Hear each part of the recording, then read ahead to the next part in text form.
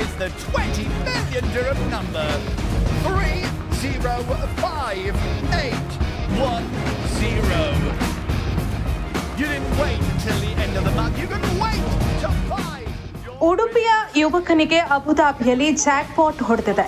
Big ticket lucky ಡ್ರಾನಲ್ಲಿ ಬರೋಬ್ಬರಿ 49 ಕೋಟಿ ರೂಪಾಯಿ ಅದೃಷ್ಟ ಒಲಿದಿದೆ. ಉಡುಪಿ ಕಾಪು ತಾಲೂಕಿನ ಮಟ್ಟು ಗ್ರಾಮದ ನಿವಾಸಿ ಶಾಂತನು ಶೆಟ್ಟಿಗಾರ್ ಈಗ ಕೋಟ್ಯಾಧಿಪತಿ. ಮಸ್ಕತ್ನಲ್ಲಿ ಚಿಲ್ಲರೆ ವ್ಯಾಪಾರ ಕ್ಷೇತ್ರದ ಸೇಲ್ಸ್ ವಿಭಾಗದಲ್ಲಿ ಶಾಂತನು ದುಡಿಯುತ್ತಿದ್ದಾರೆ. ಅರಬ್ ದೇಶಗಳಲ್ಲಿ ದೊಡ್ಡ ದೊಡ್ಡ ಲಕ್ಕಿ ಡ್ರಾಗಳು ರಾತ್ರಿ ಬೆಳಗಾಗೋದ್ರಲ್ಲಿ ಜನರನ್ನ ಕೋಟ್ಯಾಧೀಶರನ್ನಾಗಿ ಮಾಡುತ್ತೆ. ಈಗಾಗಲೇ ಭಾರತದ ಹಲವು ಯುವಕರು ಕೋಟಿ ಕೋಟಿ ಸಂಪಾದಿಸಿದ ಉದಾಹರಣೆಗಳಿವೆ. ಈ ಬಾರಿ ಸ್ನೇಹಿತನ ಜೊತೆ ಸೇರಿ 500 ದಿರ್ಹಂ ಪಾವತಿ ಮಾಡಿ ಶಾಂತನು ಈ ಟಿಕೆಟ್ ಅನ್ನ ಖರೀದಿಸಿದ್ರು. ಅಂದ್ರೆ ಭಾರತೀಯ ಕರೆನ್ಸಿ ಪ್ರಕಾರ 12,000 ರೂಪಾಯಿ ಟಿಕೆಟ್ ಇದಾಗಿತ್ತು.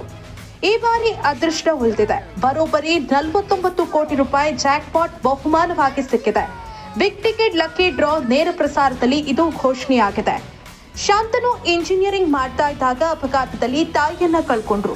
ಬಳಿಕ ಡಿಪ್ಲೊಮಾ ಇಂಜಿನಿಯರಿಂಗ್ ಪೂರೈಸಿ ವಿದೇಶಕ್ಕೆ ಹಾರಿದ್ರು.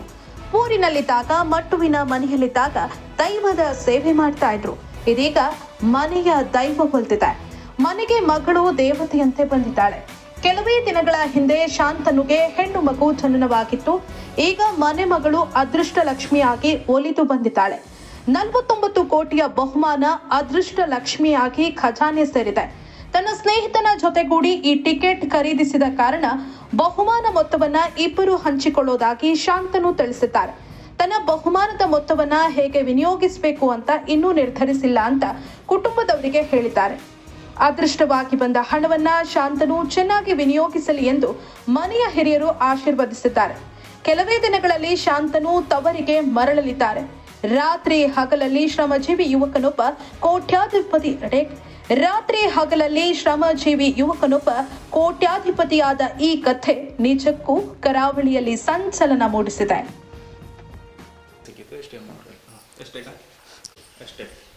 ಸೊ ಈ ಲಾಟ್ರಿ ಸಿಕ್ಕಿದ್ದು ಭಾಳ ಖುಷಿ ಆಗ್ತಿದೆ ನಮಗೆ. ಈ ಮಾಹಿತಿ ವಾಟ್ಸಪ್ ಮೂಲಕ ಡ್ರಾ ಆದ ದಿನವೇ ನಮಗೆ ತಲುಪಿದೆ.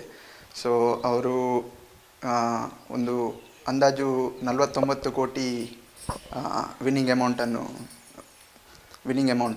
ಇದ್ದಿದ್ದು. ಸೊ ಈ ಥರ ಅದೇ ಅವರು ಒಂದು 7-8 ವರ್ಷಗಳಿಂದ ಮಸ್ಕತ್ನಲ್ಲಿ ಕೆಲಸ ಮಾಡ್ತಾಯಿದ್ರು. ಸೊ ಇಲ್ಲಿ ಕೂಡ ಅವರು ಸ್ಟಡೀಸಲ್ಲಿ ಆಗಲಿ ಸ್ಪೋರ್ಟ್ಸಲ್ಲಿ ಆಗಲಿ ಅವರು ತುಂಬ ಒಳ್ಳೆಯದಿದ್ದರು. ಹಾಗೆ ಈ ಎಲ್ಲ ಖುಷಿ ಕೊಟ್ಟದ್ದು ನಮ್ಮ ಮನೆ ದೈವದೇವರು. ಹಾಗಿರುವಾಗ ನಮಗೆ ಯಾಕಂದರೆ ಮನುಷ್ಯ ಯಾವ ಹುಟ್ಟಿದ ಮನುಷ್ಯನಿಗೆ ದೈವದೇವರು ಎನ್ನುವ ಆ ಒಂದು ಭಕ್ತಿ ಮನುಷ್ಯನಲ್ಲಿ ಇರಬೇಕು. ಹಾಗಿರುವಾಗ ನಾವು ದೈವದೇವರಲ್ಲಿ ಯಾವಾಗ ನಾವು ಭಕ್ತಿಯನ್ನು ಇಡ್ತೇವೆ, ಹಾಗಿರುವಾಗ ನಮಗೆ ಅದೃಷ್ಟ ಉಳಿಯುವುದರಲ್ಲಿ ಸಂಶಯ ಇಲ್ಲ. ಯಾವ ಕಷ್ಟ ಬಂದರೂ ದೇವರು ಪರಿಹರಿಸ್ತಾನೆ ಎನ್ನುವಂಥ